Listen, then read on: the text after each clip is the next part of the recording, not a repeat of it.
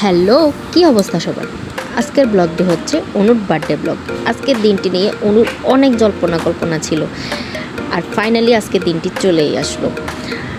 আজকের দিনটির জন্য অনু যে কত কী প্ল্যান করে রেখেছে তা তোমাদেরকে একটু পরে দেখাচ্ছি। এগুলা হচ্ছে অনুর গিফট।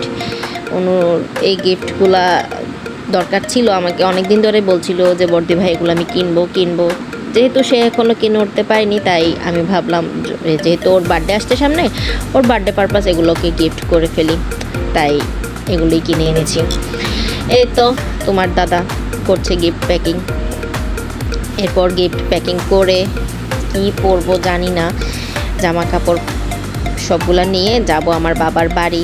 আমার বাবার বাড়ি থেকেই আমরা যাব বার্থডে ভেন্যুতে। তো চলো যাওয়া যাক। এসে দেখি অনু শুয়ে আছে। অনুর আজকে এক্সাম ছিল। এই যে আমাদের বার্থডে গার্ল, ওর বার্থডের এত জল্পনা কল্পনা করতে করতে ওর বার্থডেতে ওর জ্বরই চলে এসেছে, কি আর বলবো। এরপর ও যাবে পার্লারে, আমরাও রেডি হচ্ছিলাম, এর মধ্যেই ও রেডি হয়ে চলে এসেছে পার্লার থেকে। ওকে কেমন লাগছে অবশ্যই তোমরা কমেন্টে জানাবে। আজকে আমাদের বার্থডের ভেন্যু ছিল টপ 10, মানে দেশপ্রিয়তে। আমরা যেতে যেতে প্রায় অনেকটা লেট হয়ে গেছে।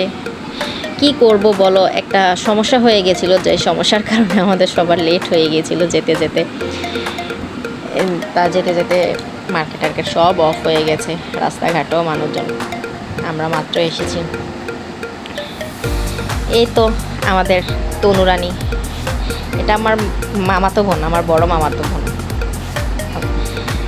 এই যে আমি, তোমার দাদা এখনও আসেনি, সে দোকান বন্ধ করে এরপর আসবে।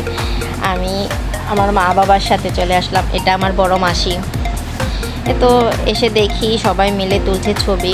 অনু আগে চলে এসেছিল, আমরা লেট, আমরা এসেছি পরে। তো সবাই মিলে ছবি টবি তুলছি।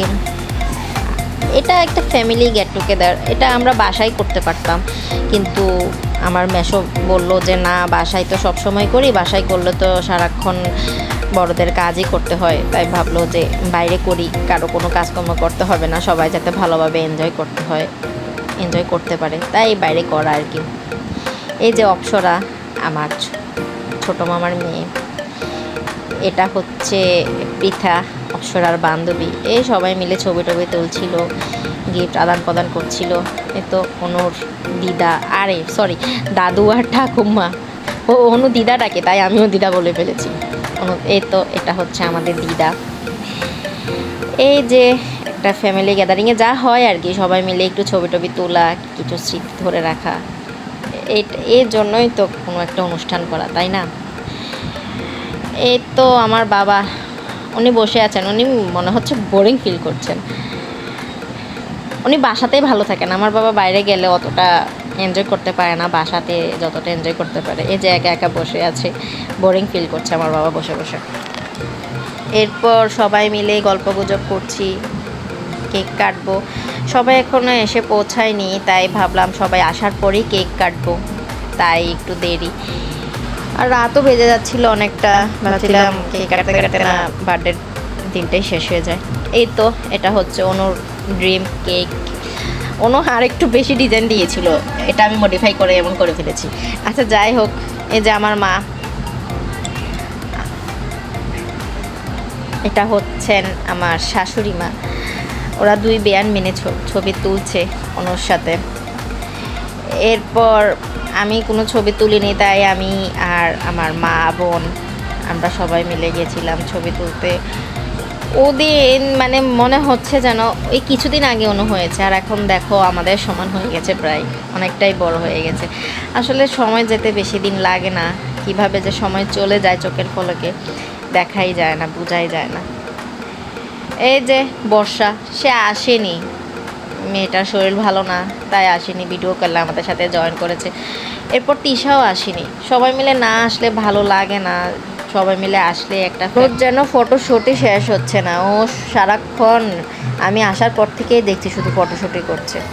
এরপর শুরু হলো কেক কাটা।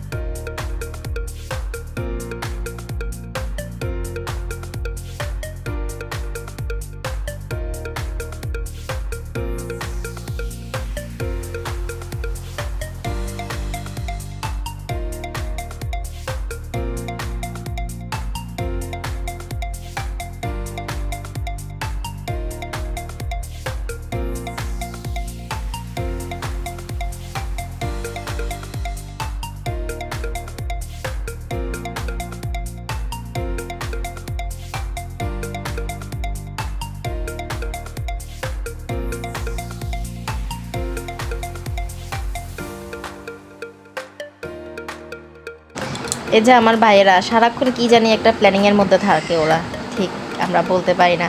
আর এটা হচ্ছে শিবু, যেখানে যায় সেখানেই একটা না একটা মেয়ে পছন্দ করে ফেলে সে। শিবুর কাজই এটা, শুধু মেয়ে পটানো।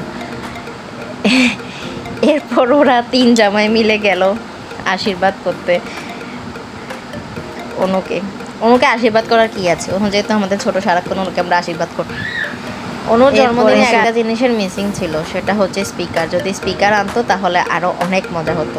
এই যে রৌদ্র দাঁড়িয়ে দাঁড়িয়ে তদারকি করছিল আমরা কি খাচ্ছি না খাচ্ছি, কারণ পুরা অনুষ্ঠানে অ্যারেঞ্জমেন্ট ছিল রৌদ্র, তাই রৌদ্র দাঁড়িয়ে দাঁড়িয়ে দেখছিল আমরা কি করছি না করছি। এরপরে আমাদের সবার খাওয়া দাওয়া শেষ হয়ে গেছে। আমাদের বাড়িতে সব গুণধরগুলো একসাথে খেতে বসেছে। আমার ভাই, ভাইয়ের বন্ধু, ওরা সবাই একসাথে যখন হয় তখন ওরা সারাক্ষণ শুধু আড্ডায় মারতে থাকে। কিসের যে তাদের এত কথা ওরাই জানে। আচ্ছা যাই হোক, আমরাও ওদের বয়সে আমাদের ছিলাম, বন্ধু বান্ধবদের সাথে সারাক্ষণ শুধু আড্ডার উপরেই থাকতাম। এরপর সবার খাওয়া দাওয়া শেষ, সব গিফট গুছিয়ে এখন যাব বাড়ি। এই যে অনুর হাতে, অনুর সব গিফট ধরিয়ে দিয়েছি, কারণ বললাম তোর গিফট তুই নে, আমরা কেউ নিতে পারবো না।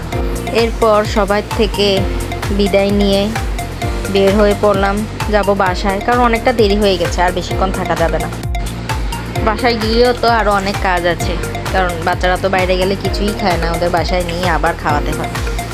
তাই সব বড়রা সবাই আছে, আমরা সব বোনেরা বাচ্চাদেরকে নিয়ে বের হয়ে পড়লাম। এখন যাচ্ছি বাসায় গিয়ে অনু হয়তো না, ওর গিফট আনবক্সিংয়ের একটা ভিডিও করবে। অনুকে দেখি নাই অনুর বার্থডের কোনো ব্লগ করতে, ও খুব এক্সাইটেড ছিল বার্থডে নিয়ে, বাট ব্লগটাও করেনি। একটা সমস্যা হয়ে গেছিলো, যার কারণে সে ব্লগ করেও ব্লগটা কন্টিনিউ করতে পারেনি।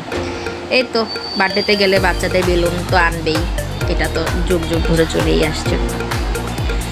এই তো অনু এবার বসেছে বার্থডের গিফট আনবক্সিং করতে, আর সাথে করবে একটা ভিডিও। এই ভিডিওটা তোমরা অনুর ব্লগে, মানে অনুর চ্যানেলে দেখতে পাবে।